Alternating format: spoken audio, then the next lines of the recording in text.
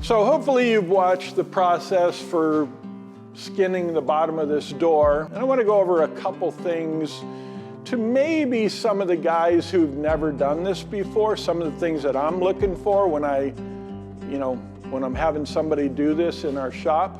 One is I want to make sure that our edges stay nice and thin. I don't want excessive Bondo build, or I should say plastic filler build, on the edges here, because there's nothing worse than looking at a car that has thick door edges. So when you do your work, try to do this as close to metal finishing as possible with your weld and attaching the other piece here. And then, obviously we welded all the way across here. Look at this side, it looks really good too.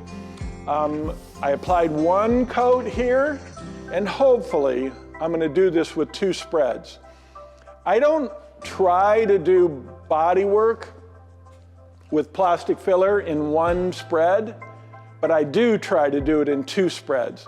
Because once you start doing more than 2 spreads, you pretty much know that you could have gotten the metal work a little bit closer. And you're gonna end up spending a lot of time taking plastic filler off and putting it on. So try and do your body work in 2 spreads of plastic filler. And it looks like, that'll be achieved here. Got a couple little high spots, I'll tap those down, and then, just work this out.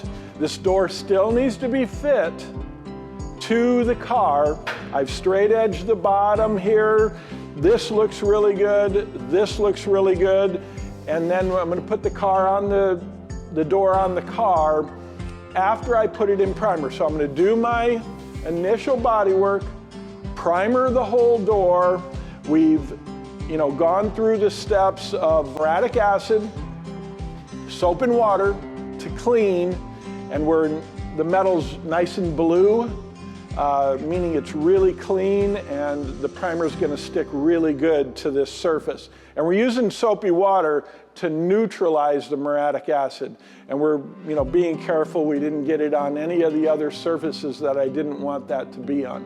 So just a couple notes as we move forward, and then you'll watch me spread this last coat of plastic filler, and then we'll block that out using the Sunmite longboard system. It's working really good. We're not getting much dust. You'll see in the video, there's not much dust on the ground. I'm not covered in dust. It really works good, and it's nice and light and easy to maneuver. So a couple things about a plastic filler. We're using Evercoat Z-Grip. I like it, it's nice and creamy.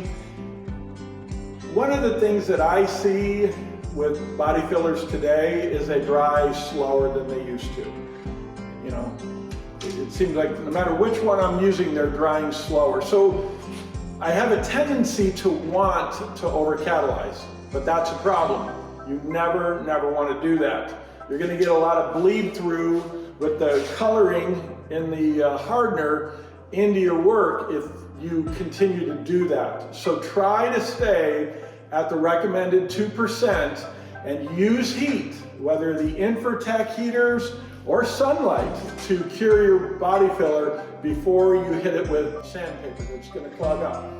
When I mix plastic filler, try to keep your spreader to the surface as much as possible. The more times you bring it up, the more air you're going to pump into the product. And by using good body filler, you're going to have less pinholes anyway. So we've got 2% measured on a gram scale. Notice the circle 8. Try to just get it all incorporated as much as you can without lifting your spreader. The more times you lift your spreader, the more air bubbles. Hopefully you can hear me okay.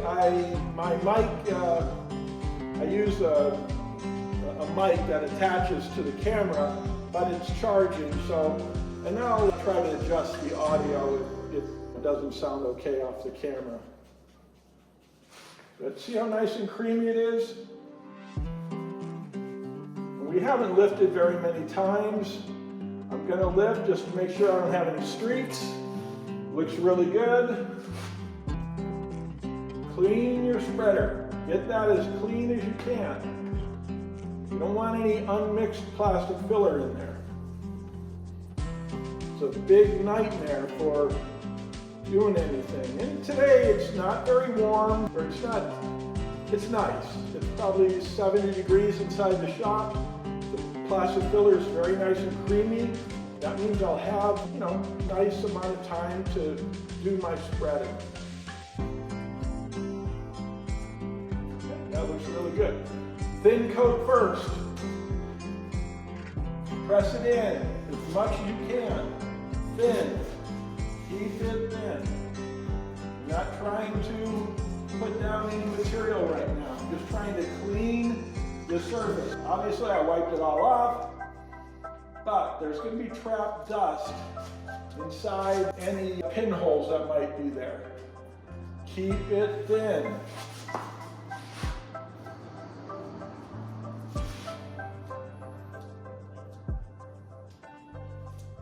The more you do this, the easier it gets.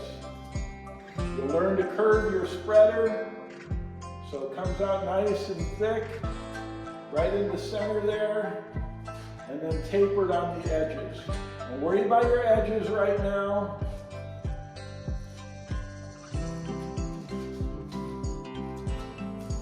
The better you do this, the less time you spend in sanding.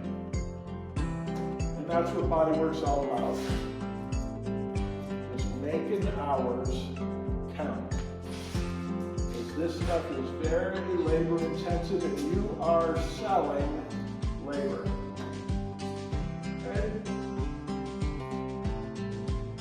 Now I'm just making sure my radius is good. All the way across. Looks nice. Clean your spreader. Now we're going to thin the edges.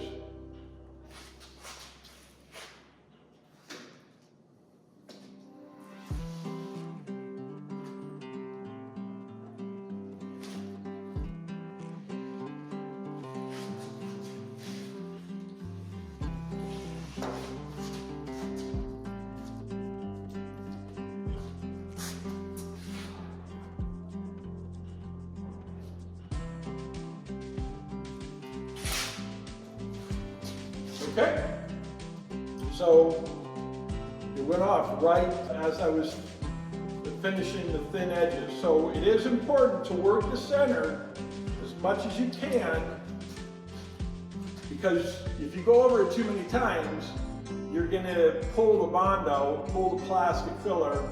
I always want to call it Bondo. I don't even know why I didn't use Bondo when I was a kid. But we always call it Bondo, and that's a brand name. It is plastic filler. And we are using that coat. So, yeah, just make sure you concentrate on the center first. Don't worry about your edges. That's not where you're doing body work. We're doing body work in the center. We're trying to smooth out that center. This is obviously nice. This is obviously nice. So just get the center straightened out. Hopefully we finish that in 2 spreads.